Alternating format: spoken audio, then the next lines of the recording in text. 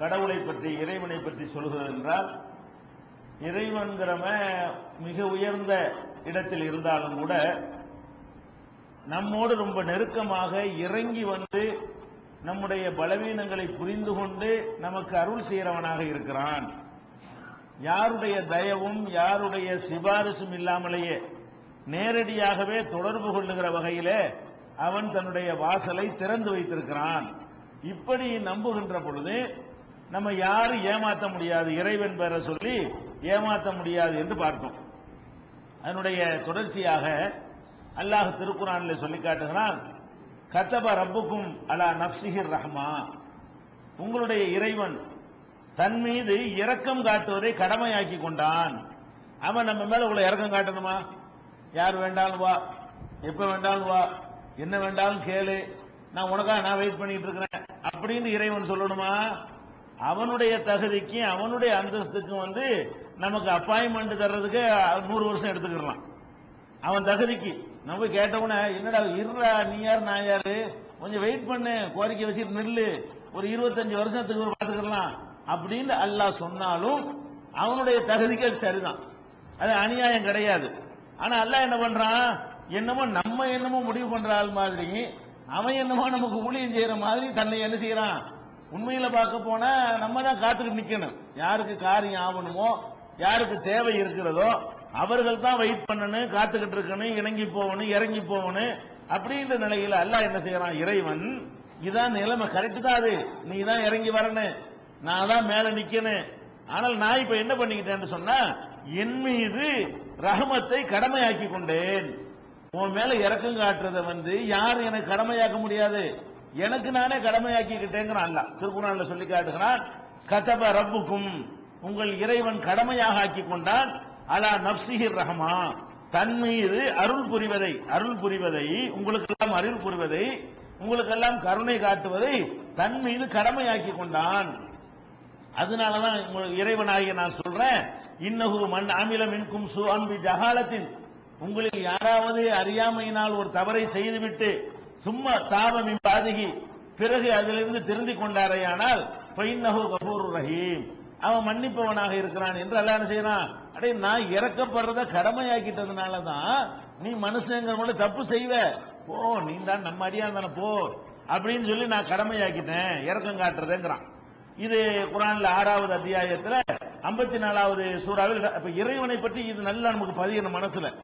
அல்லாஹ்ண்டா யாரு, இறைவன்னா யாரு, கடவுள்டா யாருங்கிறது இப்படி பதியணும். அதாவது நமக்கு ரொம்ப நெருக்கத்தில் இருக்கிறான், அவன் நெருக்கமா இருக்க தேவையில்லாட்டாலும் அவனே கடமையாக்கி கொண்டு நமக்கு என்ன செய்யறான், அருள் புரிந்து கொண்டே இருக்கிறான். அப்ப அருள் புரியும் போது எதுக்கு இடையில தரகரு, இடையில தரகர் இல்லைன்னா நம்மளை எப்படி யார் ஏமாத்துவா, டைரக்ட் தான், நேரடி கனெக்ஷன்.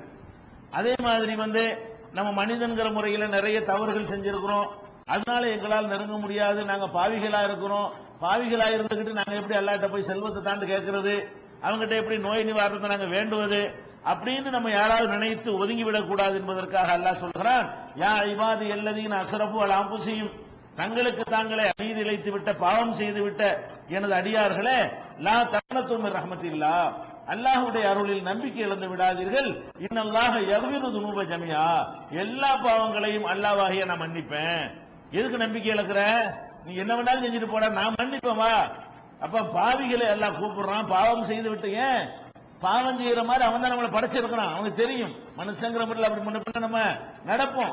அதனால நீ எங்கேயும் ஓடி போயிடாத, ஏன்ட்ட வா, நான் மன்னிக்க ரெடியா இருக்கிறேன். லா தக்னது மின் ரஹ்மத்தில்லாஹ், அல்லாஹ்வாகிய எனது அருளில் நம்பிக்கை இழந்து விடாதீர்கள். இன்னல்லாஹ யக்ஃபிரு துனூப ஜமீஆ, எல்லா பாவங்களையும் நான் மன்னிக்கிறேன் என்று சொல்லி 39வது அத்தியாயத்தில் 53வது வசனத்தில் அல்லாஹ் சொல்லி காட்டுகிறான். இன்னொரு இடத்துல தன்னுடைய கருணையை பத்தி காட்டுறான். இப்ப நான் என் கருணையை நீ புரிஞ்சுக்கிறதா இருந்தா, நான் ஒரு உன்னை உனக்கு கணக்கு போட்டு பிடிச்சேன்னு வை, ஒரு ஆள் உலகத்தில் மிச்சமா இருக்குமா?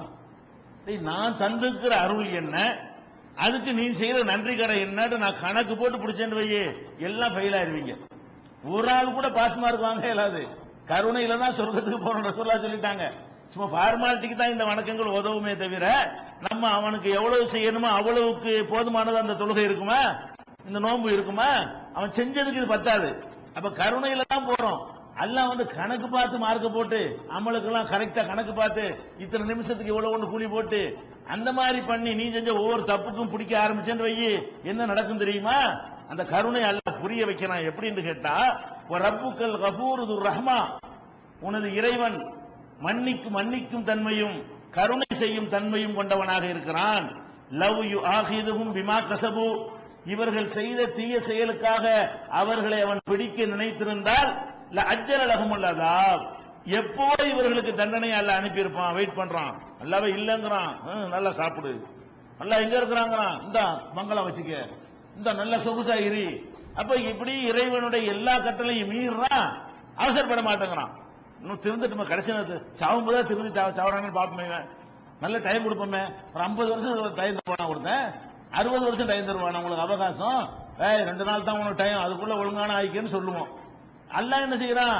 60 வருஷம் 70 வருஷத்தை கொடுத்து இன்னும் திருந்துடாங்கிறான்.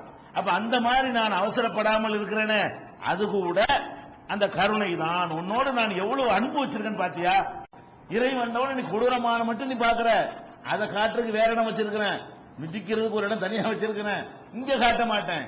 இங்க பொறுத்த வரைக்கும் நான் எப்படி இருக்கேன், உனக்கு எவ்வளவு டைம் தரணுமோ, எவ்வளவு அவகாசம் தரணுமோ, எவ்வளவு வாய்ப்பு தரணுமோ, அதை விட லட்சம் மடங்கு கோடி மடங்கு நான் தந்துகிட்டே இருக்கிறேன். அப்ப இதுல 18வது சூறாவுல 58வது வசனத்தில் எல்லாம் சொல்லி காட்டுகிறான். அதே மாதிரி மனிதன்கிற முறையில மறந்துடுறோம், தவறுதலாக சில காரியங்களை செய்யறோம். இத எல்லா தப்பு செய்யறவனு இதைத்தான் சொல்லுவான்.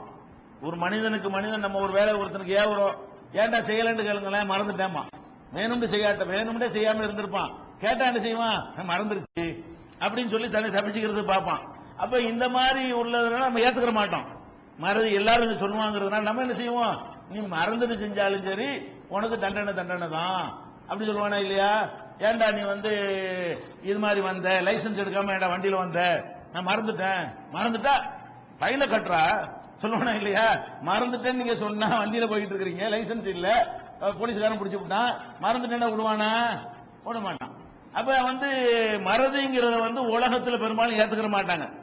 ஆனா இறைவன் என்ன பண்றான்னு கேட்டா நமக்கு சொல்லி தர்றான். இறைவன் கேட்க சொல்றான், ரப்பனா இறைவா லா துஆஹிதுனா, எங்களை பிடித்து விடாதே. எதுக்கு பிடித்து விடாதே? இந்நசீனா அவ் அக்தனா, நாங்கள் மறந்து விட்டால் அல்லது தவறு ஏதாவது செய்து விட்டால் எங்களை கொஸ்டின் பண்ணாத அல்லாஹ் அப்படின்னு என்கிட்ட கேளு நம்ம சொன்னானே அர்த்தம், தருமான்னு அர்த்தம்.